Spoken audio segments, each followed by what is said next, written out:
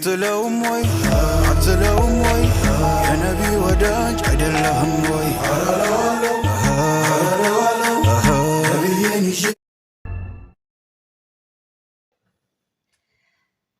بسم الله السلام عليكم ورحمة الله وبركاته ورونا من تبرا صدرتنا كم زرتنا جرتو سني جتا أني هنيدا كسي وزني انترو إجا ورفتني قما ميديا أكم زرتن أجيني كيسان بدادا كنيا تدادا شاشان بجتو سني جتا أساتي أنسي مو قما ميديا أتيف كيسومات أيدو يعني isuma duba mana keessa bashannanaa jira. Isin immoo maal dhuftee naan hin jeenaa. Gaamanni obboleessa keenya mana kan keenyadha. Gumaa miidiyaa jechuun maashariidha. Maashar jechuun nama aarsaa guddaa kaffalee isinis aarsaa guddaa wajjiniin kaffaltanidha. I think ani gargaares jedhee dubbachuu hin danda'u. Maaliif wanti gargaareen jiru yeroo dhafan online irra turre wanta raawwatame sani isin dinqisiifachuufis dhufe jechuudha asitti jechuudha. Maaliifi hagamta akka tokkummaa akkasiin qabdan, hagamta akka jaalala isin qabdan, hagamta akka akkasiin wal dhageettan, hagamta akka akkasiin kabaja walii qabdan takkaan arkee jechuudha. Bakka hojiin tokko yoo haamileen nama cabe isaa nama sanitti haamilee horachuu hin dandeettanii isa jedhutu iyyuu bakka irratti dhaga'ame jechuudha. Jaalalli isin waliif qabdan hammam takka akka ta'e na boonse jechuudha. Isa dhugaa obboleessa kiyyaaf yookaan obboleessa kan keenya kanadhaaf wanti isin gootan jechuudha obboloota kiyyaa. Hundumaafuu mee waa tokko barus ni ta'us asmaan isin dabarsuu barbaada waan ta'eef viidiyoo kana laayikii godhaa, sheerii godhaa. Irra deebiidhaan ani Hanii jedhama. Yoo wallaaltaan immoo haadha jaalalaa yookaan doktora jaalalaa kan jaalalaan shashaan baasiin godhu jechuudha. Tole obboleessa keenya chaanal isaa kan duraa jalaa gubachuu isaanii yaadatama jechuudha. Chaanala lammaffaa osoo abdiin kutatiin osoo baqaa jedhee osoo hin dabbariin dadhabbii isa duraa sana anis hin beekas hin beektan sa'aatii guutuun hagamta akka kana dadhabsiisni beektanii aarsaa guddaatti kaffalee achiin ga'ee garuu karaa irratti jalaa hafe jechuudha. So osoo hin dadhabin obboleessi keenya kuni chaanala lammaffaas banate jechuudha. Isa san dhabe jedhee osoo abdii hin kutin isin haamilee toorattanii isin of duuba akka qabu dhibba keessaa dhibbatti ofitti amaneet hojjetee jira jechuudha. Kana jechuun hojii kamiyyuu gaafa yaaltan ka'umsa keessan irratti gammadaa malee ga'umsa keessanii miti.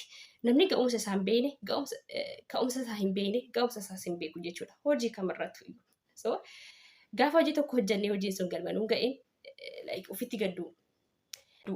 Haamilee ka'umsa keenya sanii cabsuu waan biraa raawwachuu iddoo namoonni tokko fajjeessuuf atu jira jechuudha. Hojii biraa saniin jaabara yuutuubii osoo hin taanetti hojii biraa saniin jechaa jira. So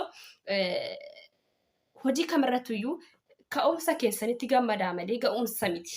Namni ga'umsa hin beekne ka'umsa hin beekne ga'umsas hin galateeffatu waan ta'eef. So obboleessi keenya waan takka osoo hin dhaga'imin haamilee cimaadhaan isa lammaffaa banatee jechuudha. Because nama baratee nama beekudha. Jireenya addunyaa kana ba'ii qaba. Hojiin tokko galma sii ga'uu danda'a, galma sii ga'uu dhabuu danda'a. Galma naaf ga'uu maal dhabe jettee ofitti aartee namoonnis akka hojiidhaaf hin kakaane abdii murattee hafuu qabdu jechuudha.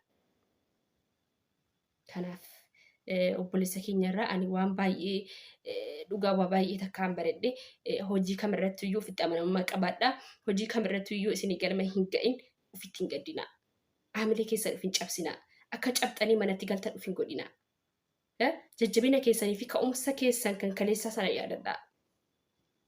Okay? Hojii kamiyyuu immoo hin sodaatin yaali. Ni milkoofta jechuudha. Inshallah bismillah. Wanti yaani namni taa'u barri namni hojjetu waliin loluu jee Jawaar. Jecha kana keessatti of ilaalaa namni hojjetu waliin loluu jee namni taa'utu wal lola malee ka taa'ee odeessuutu wal lola ka hojjetu wal lola jee maaliifi ka hojjete ka taa'ee hojii kana maafiin hojjedha. Hojiin kun galma hin ga'u. Hojii kana hojjedhu jedhanii namoonni carraa hojiif dabarsaa jira. Sodarraa kan ka'e jechuudha. Isinii galee miti ibaluuyyuu hojjetee akka saare. Jedhee carraa hojiif dabarsa. Ka hojjetee kasaaree santu caala malee ka taa'ee tiniin sodaatee hafisanirra ka hojjetee kasaareetu caala. Haamilee qabaannan hojjete jechuudha. Yeroon darbe hin deebi'u yeroon daayimandiidha. Daayimandii bar maallaqaan bitan yeroo darbe garuu iyyuu bituu hin danda'an. Yeroo keessa jiran irratti garuu aarsaa danda'ame kaffaluudha addunyaa kanarratti. Addunyaan sagalee 10 hin guuttu. Addunyaan hirruudha malee yeroo kamiyyuu guutamtu miti. Addunyaa hirruudhaaf jedhanii aamilee ofii cabsuun ka'umsa ofii gaddisiisuun akka baqa nama deebi'ee waa hojjechuu hin dandeenye of fakkeessuun waan hin taane keessatti of gatuun sadarkaa ofii gadi buusun maaliif? Kanaaf obboleessa kiyyaa galatoomi jechuun hin barbaada. Nama baay'eedha fakkeenya taatee jirta. Ambas kuni ka'umsa malee ga'umsa sirrii miti. Ga'umsa sirrii hojii bareedaa sirraa eegnaa. Hojii bareedaa akka hojjettee uummata kee biraan geettu abdii guddaa fi akkuma isaan itti amanamummaadhaan sirreeyyinas siin jaa. So guys isarraa kaafeenii obboleessa keenya baay'ee si kabajaa baay'een iddoo guddaa siif qabna.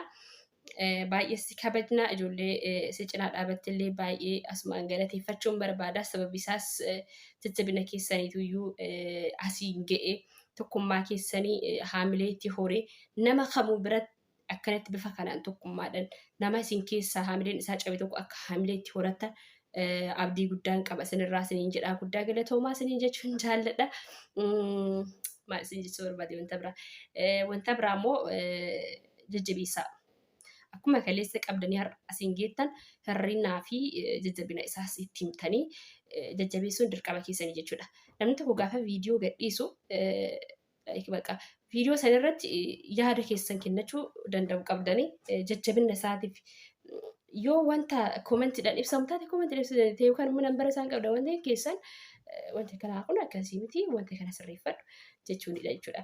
Namni kenna dogongora irratti maashaallaa jaanii bira kutanii dogongora irra nama jiru tokkumaayyuu hin dhiisanaa eenyumaayyuu ta'e haga danda'aniin dogongora isaanii itti himtanii sirreessuudhaaf yaalaa isiniin jaa.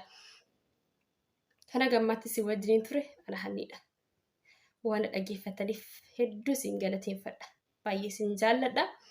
Mucaa kana mootii sirriitti jabeessaa daraa keessanii laayikii godhaa, sheerii godhaa fi hirrinni isaatti himaa isiniin jaa. Akkuma isaan isa bichaa osoo hin taanetti hiriyoota keessan aamileen isaanii cabee hojiitti dhiyeessaa. Hojii kamuyyuu ka'umsa keessanitti gammadaa malee ga'umsa keessanii miti. Gaafa galma guddaa geettan garuu ka'umsa keessanii irraa fatinaa. Barreeffadhaa haadhaa. Namoota tokko jira. Gaafa rakkate laksii ati fayyaddee gaafa galma geessi irraanfata. Har'a isin gargaartanii maashoon gaafa galma eegaa isin dagate sirrii miti. Kanaaf mana ijaaraan hundee tolchanii miti akka sirriitti dhaabbatuuf utubaan. Saniifuu ka'umsa keessanillee sirriitti tolchaa kaa'a. Sirriitti si yaadadhaa. Barreessaa kaawwadhaa. Chaalenjii hojiirratti isinitti dhufe jechuudha. Kanaaf isiniin jaa baay'ee isin jaalladha baay'ee isin kabaja hunduma keessaniyyuu galatoomaa baay'ee isin kabaja baay'ee isin jaalladha. Mucaa qashtii kana nuuf jajjabeessaa isiniin jedhaa. Yeroo gaarii nuuf qabaadhaa. Ciao.